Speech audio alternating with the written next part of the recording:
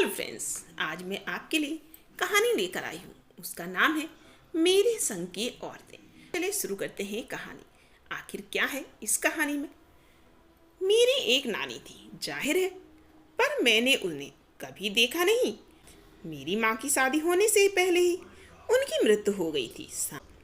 शायद नानी से कहानी ना सुन पाने के कारण बाद में हम तीन बहनों को खुद कहानियाँ कहनी पड़ी।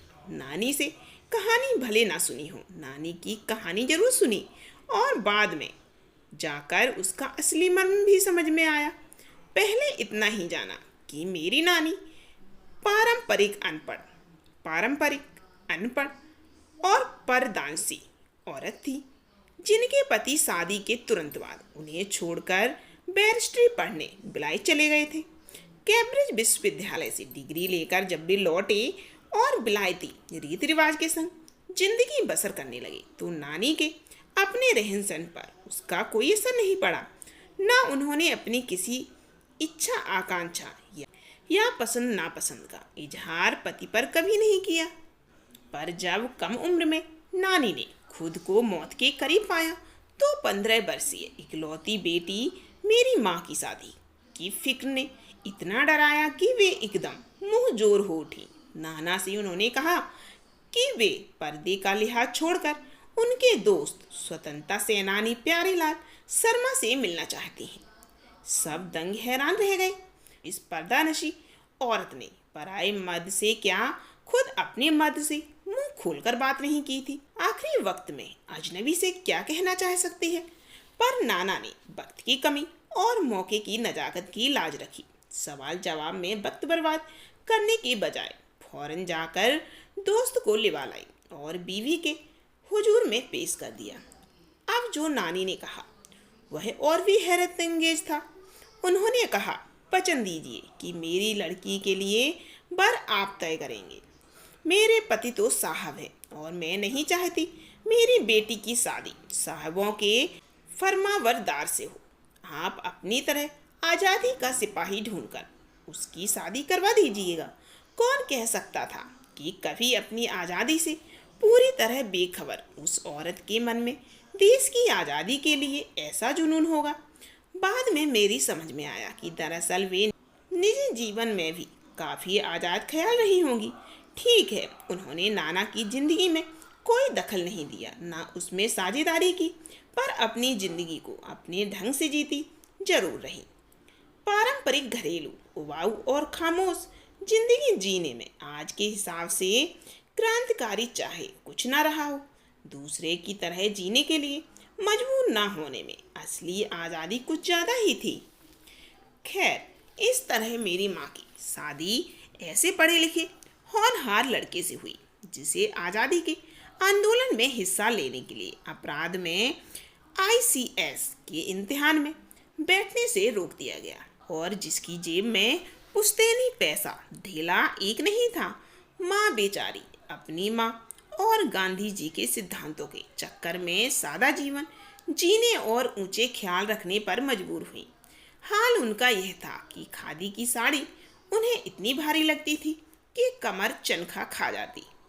रात रात भर जागकर वे उसे पहनने का अभ्यास करती जिससे दिन में शर्मिंदगी ना उठानी पड़े। वे कुछ ऐसी नाजुक थी कि उन्हें देखकर उनकी सास यानी मेरी दादी ने कहा था, हमारी बहू तो ऐसी है कि धोई पोंछी और छीके पर टांग दी। गनीमत यही थी कि किसी ने उन्हें छीके पर से उतारने की पेशकश नहीं की।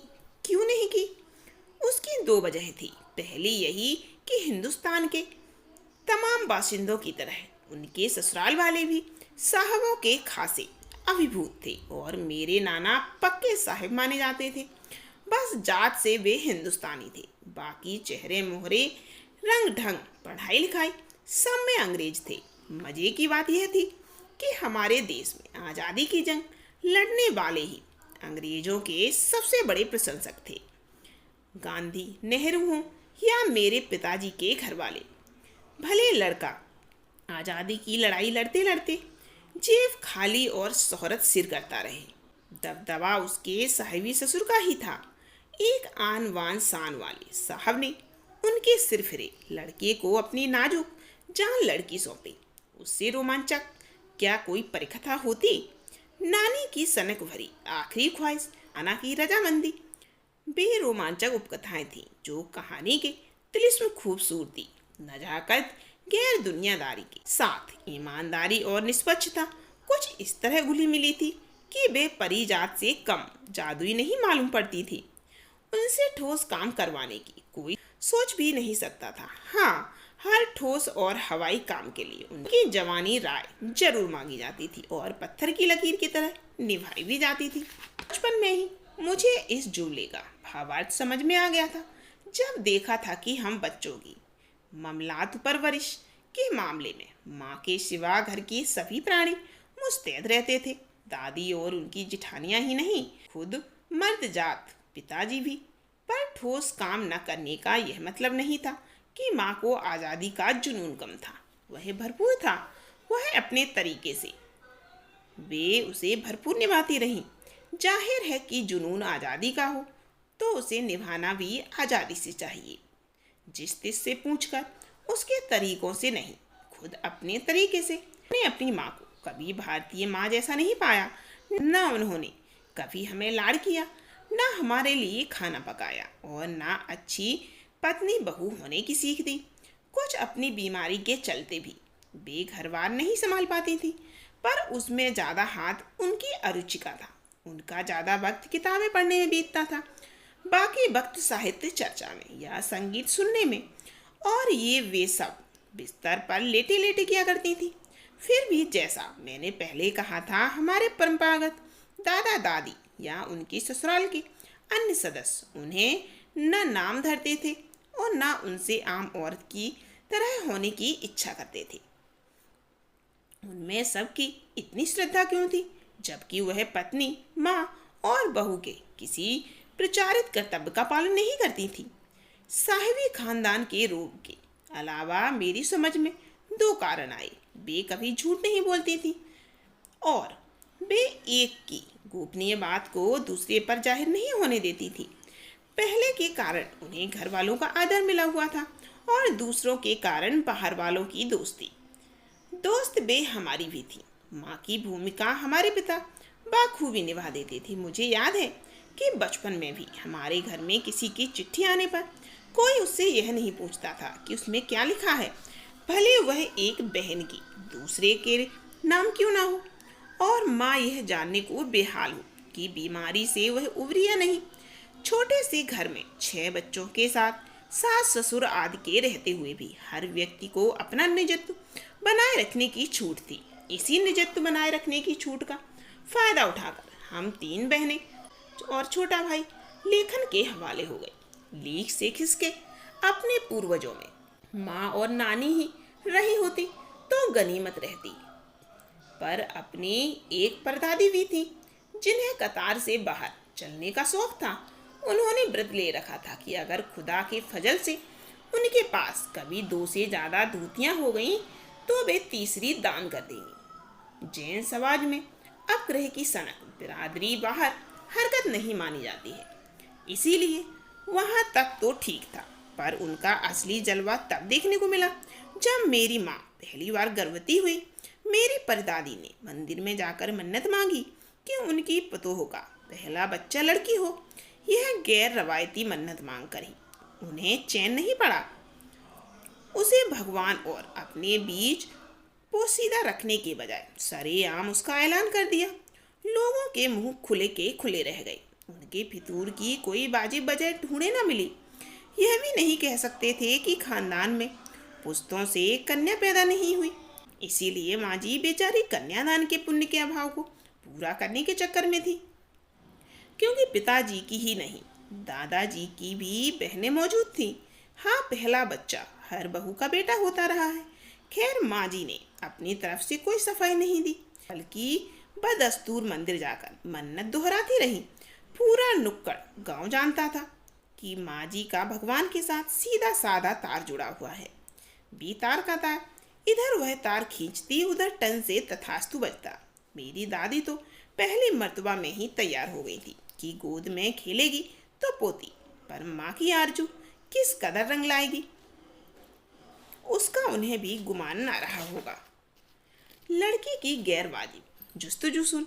भगवान कुछ ऐसी अफरा तफरी में आ गए, एक न दो, पूरी 5 कन्या एक के बाद एक धरती पर उतार दी।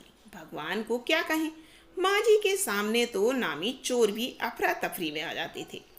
माँ जी और नामी चोर का किस्सा होश संभालने के बाद मैंने कई बार सुना था। चोर के दीदार की खुशनसीबी भी हाथ आई थी। हुआ यूं था कि किसी शादी के सिलसिले में नुक्कड़ की हवेली के तमाम मर्द बारात में दूसरे गांव गए हुए थे। औरतें सज धज कर रत जगह मना रही थीं, नाच गाना और ढोलक की थाप के शोर में। नामी चोर कब सेंध लगाकर हवेली में घुसा किसी को खबर न हुई, पर चोर था बदकिस्मत। जिस कमरे में घुसा उसमें माँ जी सोई हुई थी।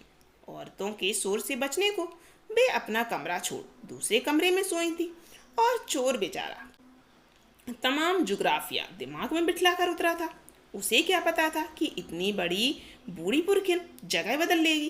खैर, बुढ़ापे की नींद ठहरी। चोर के दबे पांव की आहट से ही खुल गई। कौन? माँ जी ने इत्मीनान से पूछा। जी मैं। चोर ने युगों से चला आ रहा पारंपरिक असंगत जवाब दिया। पानी पिला, माँ जी ने कहा। जी मैं। चोर झिझक कर रह गया। तब तक माँ जी बिस्तर के बराबर में टटोल कर देख चुकी थी। लोटा खाली था। ऐसा कर उन्होंने कहा, यह लोटा ले और कुएं से पानी भर ला, पर देख कपड़ा कसकर बांधे रखियो और तरीके से छानियो। चोर घबरा गया। अंधेरे में इन्होंने कैसे जाना कि उसके मुंह पर कपड़ा बंधा है और कमर में भांग। भगवान से उनका तार जुड़े होने की खबर उसे थी, पर बुढ़िया भांग भी छानती होगी, एकदम यकीन ना हुआ। इसी से कुछ हैरान परेशान हो उठा। जल्दी कर भाई।